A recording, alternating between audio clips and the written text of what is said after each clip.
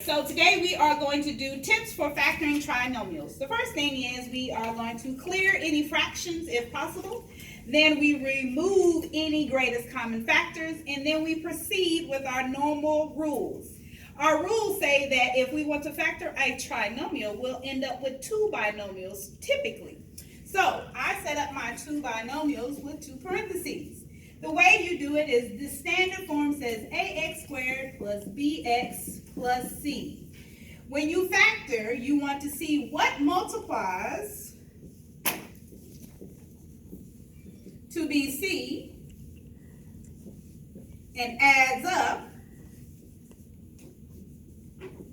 to bb. Okay? So I think about what factors multiply to bc. What is my c in this case? 12. Right? So what multiplies to be 12 and adds up to be negative 7? So I have 6 and negative 2. I have negative 6 and positive 2.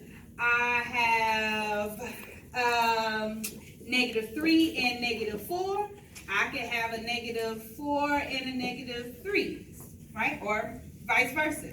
But the one that I will choose is the negative 3 and negative 4 because they both multiply to be positive 12 and add up to be a negative 7. So my answer will be x minus 3 and x minus 4. And then we factored our trinomial. So the key thing is you have to be familiar with your common factors of numbers. The second thing is you can also do is if you are given a polynomial with 4 terms, then you would factor by grouping. That means you would group together the first two and see what you can factor out, and group together the second two and see what you can factor out. So out of x squared minus 2x squared, x cubed minus 2x squared, what could I factor out? I can factor out a x squared. Once I factor out an x squared, I am left with x minus 2. Then I look at 3x, negative 3x plus 6. What can I factor out of there? Well, as stated in class, I don't like anything negative, so I would actually factor out a negative 3, and then I'm left with x minus 2. Now, very similar, our parentheses are the same. Our parentheses could be seen as AJ or Alonzo, whichever class you were in, right? And you can factor out the actual x minus 2. When you factor out the x minus 2, who are you left with? You are left with x squared minus 3. And then we have factored our trinomial, or quadnomial, polynomial. Anyways, factoring when a is greater than 1. If we go back to here, our first term had a leading coefficient of 1. But if we come over here, our leading coefficient has what? 6. So out of 6, 17, and 5, I first see if I can remove any common factors. Can I have any common factors here? No. So I do something a little differently than what's given to you in your paper, which is the reason why we have this video.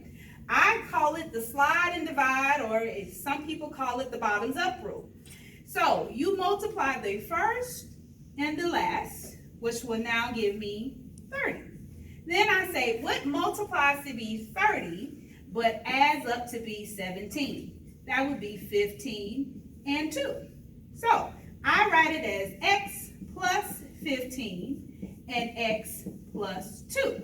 But I can't forget, I had something a little different this time. I had a leading coefficient of 6. So I will divide both numbers by 6. Now, if it divides perfectly, then that is great. If it does not, that is fine. Let us reduce. So 15 and 6 have a 3 in common, and 3 goes into 15 5 times, and 3 goes into 6 2 times. If I'm still left with a number at the bottom, that means we take it to the top. That's why we call it bottoms up. And then my answer will be 2x plus 5. Same thing here. I have 2 divided by 6. Well, the common number here is 2. So divide this by 2, and this will give me 1, and this will give me 3. Since I still have something in my denominator, I have to bottoms up, and my answer will be 3x plus 1. Now, I know that was a lot to take in, so let's try to do another. I have 3a squared plus 7a minus 20. So I do the same thing. Can I factor something out of 3, 7, and 20? No, I cannot. So I do the first number times the last number, which will give me negative 60. Right? So I say, what can multiply to be negative 60, but add up to be 7? So what multiplies to be negative 60? Negative 10 and 6. That doesn't give me 12 and 5. So it won't be negative 12, it'll be a positive 12 and a negative 5. So I write my answer as a plus 12 and a minus 5. So I see what my leading coefficient is, which is 3, right? So I divide this by 3, and I will divide this one by 3. 3 goes into 12 perfectly, so my answer would be a plus 4, right? But does 3 go into 5 perfectly? No, and we cannot reduce, so it is considered to be a bottoms up. And then that'll give me 3a minus 5, right? So these are a couple of different ways of how to factor different trinomials. That is it.